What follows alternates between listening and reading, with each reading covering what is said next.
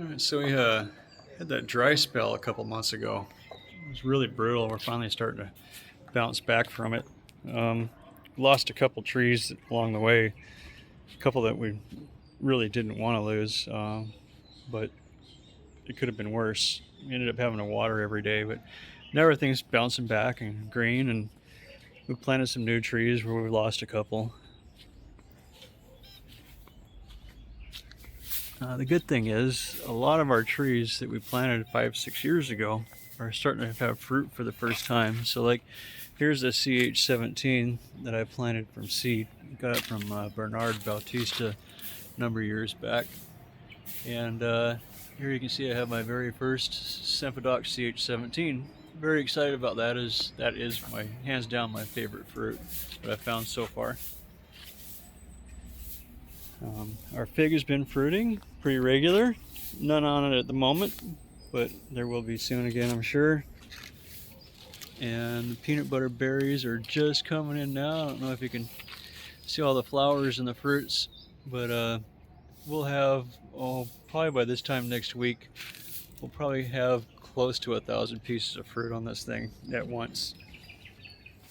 The Jabota Cava, which didn't want to grow for years, it just sat in a pot and it was in the ground and just didn't grow. It sat about foot and a half tall. Now it's just slightly taller than I am, and I'm hopeful that maybe might have one or two fruit this coming year for the first time. And then down here over the edge to replace the ice cream bean that we lost a couple of years back in a windstorm, we planted this new one down here, and it's more in a protected area, so if we get a big windstorm, hopefully this time it won't blow over and we'll actually get some fruit off of it. The Chinoto orange is really taken off. Now this orange is not a sweet orange, it's more of a sour orange. But also this type of orange trees is kind of like an ornamental. When it gets fully mature, it'll have like 100 pieces of orange on it at the same time. They'll be all clustered together, and the pictures of it look real nice. And you can see right here, one of many pieces of orange coming in now. So that'll be fun.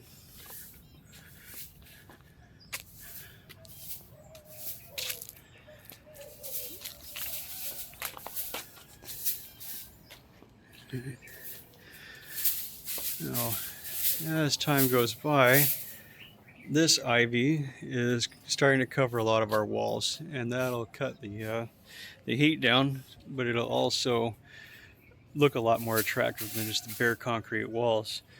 But in addition to this variety, which you can see, this little tiny leaves, I was given a newer variety by a friend of mine, Kian, and hopefully it takes off. Seems to be doing well so far. But this variety of ivy, and the leaves are just, when it gets more mature, the leaves are pretty massive in size. So if that takes off, that'll be interesting, and see how that does as a cover.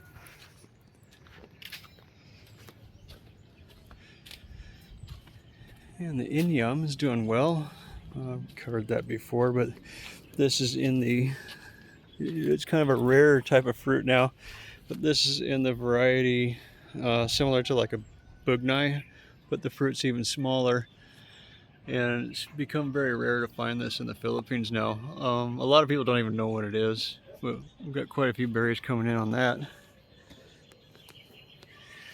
The date palms have grown quite a bit. We can actually go under the leaves now instead of having them sticking out everywhere. We'll find out if we'll get fruit on those. Still don't know if I have a male and a female, as it requires both. And as these trees come in and gets more shady, we're able to, plant more plants underneath of them and around them because it isn't so dry and hot. And as they grow, of course, it'll change the temperature and the climate up here. It already is quite a bit. You can stand under the shade and it's pretty nice. So another CH17. And here we've got our Anonis starting to bear fruit again. Still no fruit from the J33. Maybe we'll get some fruit on that soon. We'll see. And of course my bolete with my blue sky vine in it. The stingless bees are doing pretty well. Not great, just okay. There isn't a lot of pollen in the area. Well, we have a lot of pollen here on the property compared to a normal yard.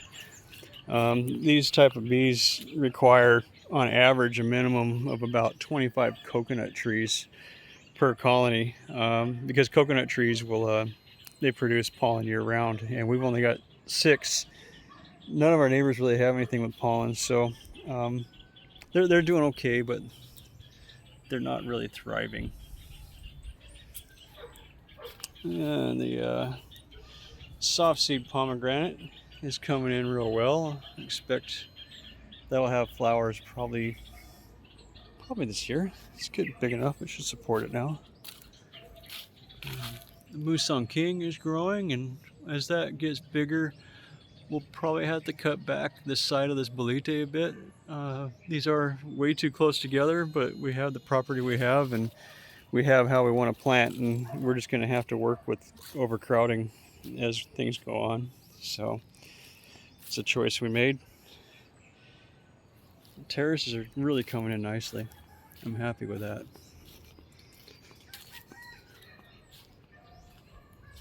Of course, the blackberry jamberries are getting bigger and more dense all the time. You can see right now it's getting ready to flower. So we'll have a lot of fruit on this as the next couple weeks come by. Camonsil, or depending on your dialect, camochile, or in English, the monkey pod. We had some fruit on that this year, very nice and sweet. And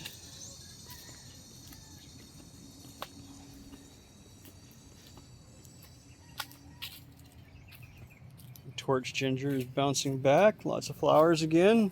Soon we'll have enough extra that I'll be able to go ahead and start making some torch ginger salad out of it. Nice ornamentals. We replaced the purple wisteria we had planted here for a long time. Purple wisteria was planted there for years and just didn't seem to grow or thrive or anything. So we transferred it out of there and we put this in. That one was nice to have around for the flowers. Ylang ylang is doing very nice. It has flowers year round and very aromatic, and that scent goes like a perfume through the house and the yard at night. We had a lot of flowers on this chunny during this year. Unfortunately, all of them fell off and we're not actually going to get any fruit. I think it might have to do with the water in this area. The tree's doing fine. It's nice, it's big, it's mature, but the groundwater, if it's not raining pretty much every day, the groundwater just drains right out, and I think that's what's happened here, but I'm not sure. A lot of this is really kind of a learning experience for me. And our aviark has its first fruit as well. That will looks like it's going to make it to harvest, so excited about that for the first time. And our Malaysian jade, or giant rambutan, you can see all of the fruit coming in here now. So another couple months and we should have our very first harvest on this as well. And the abute, the replacement abute rather, the one we had died, and Doc Alex was kind enough to bring this one by, and this is actually a giant abute, so then that's a yellow star apple. Very tasty, one of my favorite fruits. The black sapote, which I'm surprised it doesn't have fruit right now. It looks like maybe we'll get some, but that's the chocolate pudding fruit. Still have never had fruit off of it. Maybe this year, maybe not.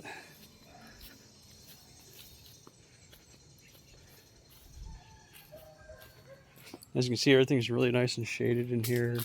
Temperature's coming down. It's becoming a lot more developed. Here's a loss. We lost the apple guava tree. And these are things that might bounce back. I'm a bit skeptical.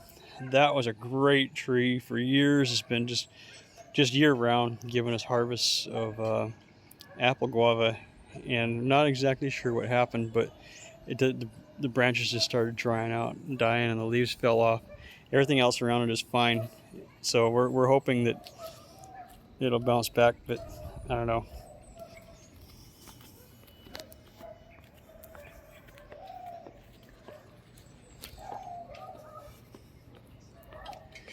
And the other big loss we had, and I'm hoping it'll bounce back, but again, skeptical, is you had the caviar lime here. And as you can see, it's anything but healthy, and even down at the base, it doesn't look like, I don't know, it doesn't look like it's going to bounce back. We'll see. All around the property, as the trees have become more mature, we're putting different kinds of flowers and such under and on and around all the trees. Kind of like layering, I guess you'd call it. A lot of this here is the hibiscus that Lisa's got planted out everywhere. We've planted on the lower property, and once the ones on the lower property become more mature, we're going to go ahead and take these out because they've kind of crowded things. They're great because it makes a wonderful tea, and we drink that daily now, but it's just kind of invasive. Here we have the Longcon lanzones, which this is one of the first trees we planted, and it, for the first time, looks like it's going to bear fruit, and lots of it. So cautiously optimistic about that.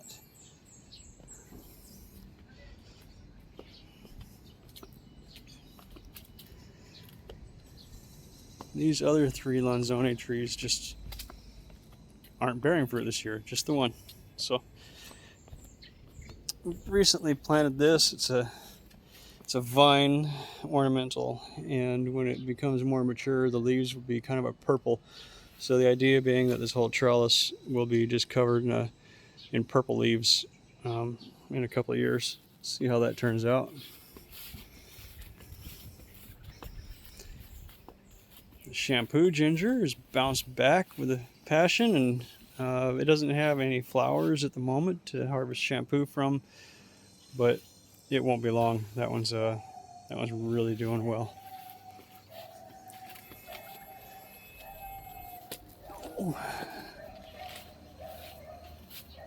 And the New Guinea creeper is healthy as always. I'm going to trim it back quite a bit. Hoping for a flowering event sometime in the next month or two. We haven't had one since last year. So it's about that time. Hopefully it will happen soon.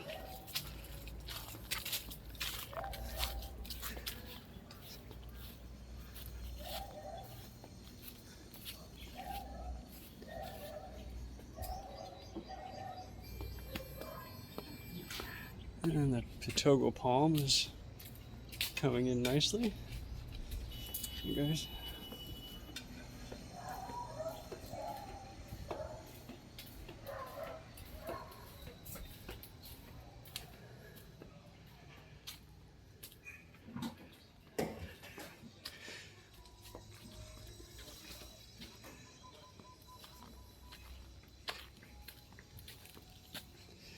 This area is all shaded now, pretty much year round, and so the air coming through, because the wind goes from this direction predominantly, and we have the big windows on both sides of the house. So as the air, before it comes to the house, it gets cooled down under these trees as they become mature. So the air entering the house is cooler, and then at night it comes under this ylang tree, so it hits those aromatics. So you get the cooling air with the aromatics going through the house year round. It's really coming together nicely.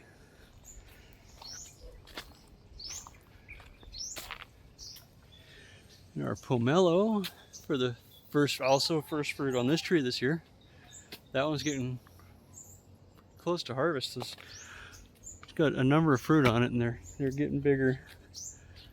So I'm pretty sure these will make it to harvest.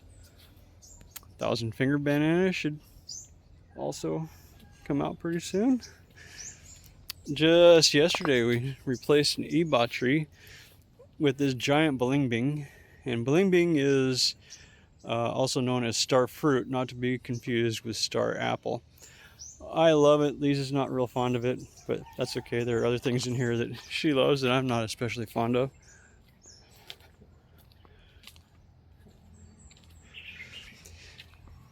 Yeah, we also, a couple weeks ago, since the beginning of rainy season, this is the time to plant. We took out the calamansi tree because nobody really liked to eat it, and we've replaced it with this one that's called Pop 1. Got this from Boris. It's a very rare variety of marang. That the fruit inside, instead of being that white kind of soft flesh that you have on the marang, it's the exact same with everything except it's slightly firmer and it's orange in color, and the flavor is supposed to be closer to like banana. And here the blue java or ice cream banana, that's going to open up, I think, probably in the next couple days. We haven't really had any banana harvests. Really, that drought really messed things up, but that's coming around pretty quickly.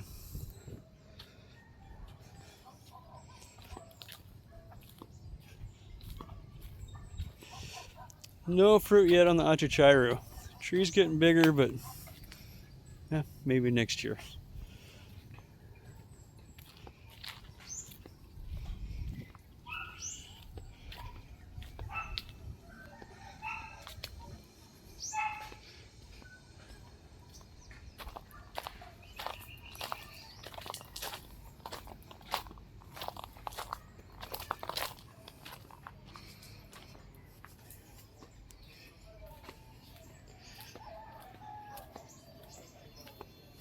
Yeah, lots and lots of mulberries coming in this year. Lisa's been getting quite a few harvests off it, and we're actually able to get to them before the birds this year.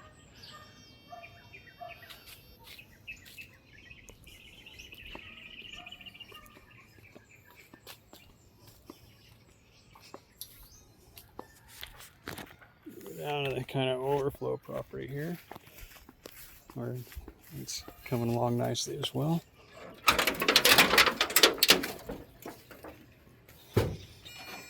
A variegated African Talisa is coming in, and as that gets bigger, that tree will actually become pretty impressive. Strictly an ornamental, but they're pretty nice.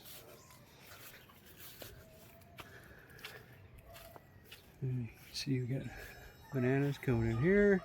Those are just the very generic Sabah plantains. Got quite a few pomegranate, or local name is granada, on this tree. Looks like one split open. I didn't harvest it in time. I'll come back later and get those other two before they split open and we lose the fruit. But this is pretty regular with fruit. This, you know.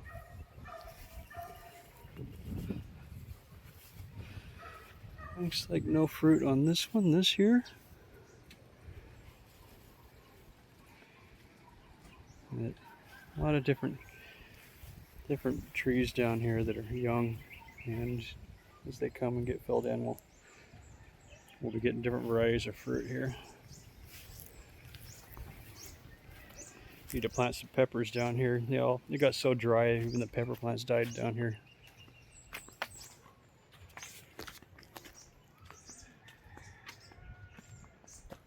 And our manna plant is doing well.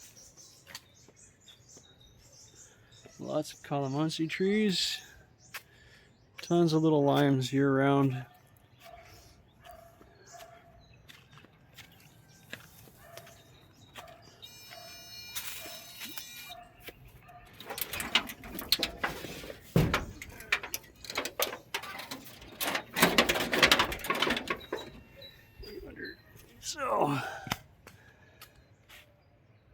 So we got these shade trees. As you come up to the property now, you're entering.